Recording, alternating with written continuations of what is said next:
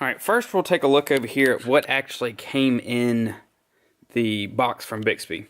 So of course you're going to get your battery pack here, and it came fully charged, so you can test it out pretty much right away. And then we have the wireless remote that of course you can strap to your arm or really anywhere else. And then of course the motor unit itself. I mean, it's really a compact unit. And then of course you have your choice of the many different mounting types for your particular boat. And since my FeelFree Lure has the rudder kit already installed back here, I went ahead and opted for the Universal Rudder that Bixpy offers. It should be a pretty seamless install, so we'll just move on back to the stern of the boat and we'll start the install process. Alright, looking at the rudder cables, you're going to see that there are 2 pins holding in the rudder cables to the actual rudder unit itself. So basically we need to go ahead and remove those because we're not going to be using those for the other install here. Let's see if I can go ahead and get that other one out. We can take both of those pins out, and you may want to save this. For me personally, I'm going to go ahead and be using these again when I go ahead and use this rudder for, let's say, rivers or some of the shallower areas. I don't want to actually use the Bixpy unit because of course I don't want to damage it. So I'm going to just set these off to the side, and then we'll go ahead and try and take off the pin down below. Alright, let's see here. We're going to go ahead and take this off, and I'm saving all of this because, like I said, we're going to go ahead and reuse everything. And really for right now, I'm going to just keep this in the back of the boat, just on the side of where my black pack is. That way I can go ahead and swap it out, and I don't really need to take out the current rudder pull cable that's in there. And I'll also take this out because of course the Bixpy rudder comes with a 10mm or 3/8 inch size pin, and of course it's not going to fit in here, so we're going to have to do something different with actually making that fit into the hole and keeping it from having all of that play. Okay, now at this stage you can see that both rudder cables are kind of just sitting there. We've got the hole ready. And then I went ahead and just put the old rudder back right beside the black pack. And then I actually put these Yak Attack tie downs right here so that we can go ahead and when we're ready to put the pull cable through, we can fit it through there and won't have to worry about it getting tangled up in anything. Alright, now I'm going to put the Universal Rudder on the back of this FeelFree. And of course, you can see that, if we put it on there with nothing kind of holding it in place, you can see there's a lot of play there. So basically, I really didn't have anything else. So I decided I'm going to go ahead and wrap it in electrical tape, which seems to give it a, that snug fit we're kind of looking for. But be sure to go ahead and put this on first. I'm going to wrap it with electrical tape, and then I'll go ahead and mount it and, show you the rest of the install back here. Okay, now I've put the electrical tape on there, and it actually didn't take too many wraps to get that done. So I'm going to go ahead and slip that in the hole, and you can pretty much already tell that there's really not going to be any play in that mount right there.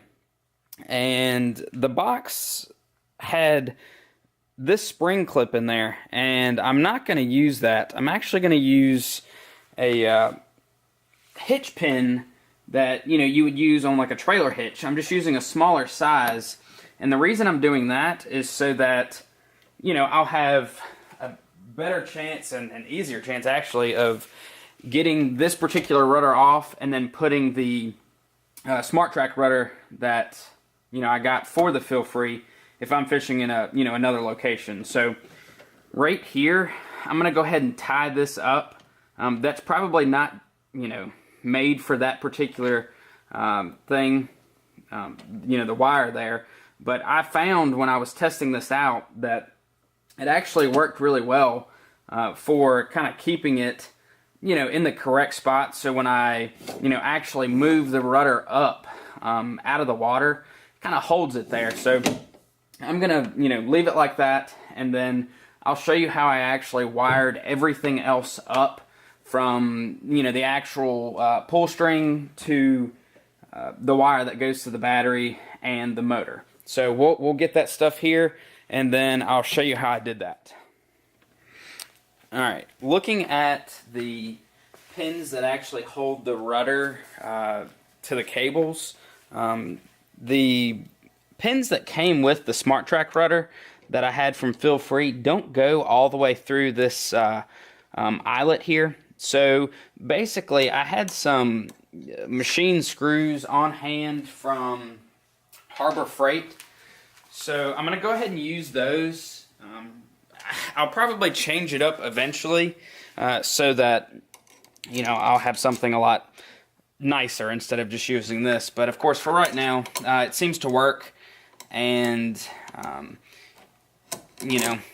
we'll use it like that for now. From the stern of the boat, looking through the side of the boat, I went ahead and put these Yak Attack tie downs on here. That way I'd be able to easily fish this rudder cable through and bring it all the way up to where the cockpit is. And if you check out my write-up, I created basically a mount for this. All it is a piece of wood and a T-bolt that has the cleat drilled into it, and basically that seems to work just enough. And I'll go ahead and show you that really quick. But basically, if we look here, all it is just, of course, the T-bolt with the screw nut on there, and then of course the piece of wood. And I actually mounted it to a Mighty Mount XL that I had previously put here on my kayak and hadn't really used it for much of anything, but it kind of works out perfectly here. And I'll eventually put something on the end of this, some kind of ball, or just tie a knot or something to make it easier to pull while I'm on the water. Okay, now that I'm done securing those machine screws, you can now see that when I move the tow controls on the kayak, you can see that it moves really with enough travel that we'll have a good enough turn radius. This cable, I really only need it to go either right past where the black pack is, right behind my seat, I think is where I'm going to end up putting the battery for right now. But I originally looked at this and thought maybe I could zip tie everything here and it would work without any issues. But if I'm going to be able to, take this unit on and off, without, of course, having to cut anything and kind of wasting valuable time there, which, usually I'll probably do it, before I go on whichever trip. But I'm going to go ahead and use, these Velcro straps instead. So I'll go ahead and get these straps on both the back and then the middle clip here. I'm not going to put one on the front. That way I can, I'd be able to get, move this particular clip back and forth when I'm taking the black pack on and off, for travel purposes. But I'll go ahead and add both of these Velcro straps here, and then really the only thing left to do is go ahead and hook the battery up and then the actual motor unit to the bottom of the rudder. So we'll get to that in a second. Okay, now with both of those strapped to those mounts right there, you can see that we're basically ready to go ahead and mount the motor. And I'm going to go ahead and put the battery right behind my seat for right now. It won't really fit, this plug won't really fit right here in between the handle.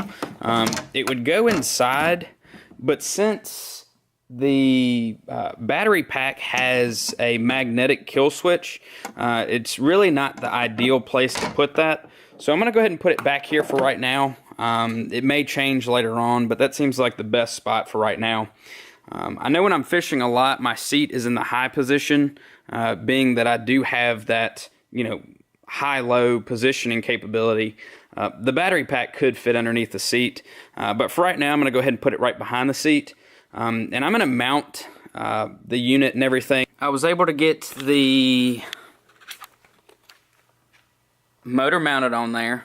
It's only going to go on one way, and of course you need to make sure that it's tight. I think you can screw it 180 degrees, and it's not going to go any more than that. And then of course if we go up, you can see where the wire is velcroed in 2 spots. And then of course I went underneath this bungee here, and then underneath the strap that holds my black pack in. And then I'm going to leave the battery back here for right now. And basically you're going to use this magnetic kill switch on the battery unit itself. So basically you just go ahead and set it right here, and the light is going to come on that shows you your battery percentage. And then of course if you were to ever fall out of the kayak, that's going to come off with you, and then it's going to shut the unit off altogether. And basically,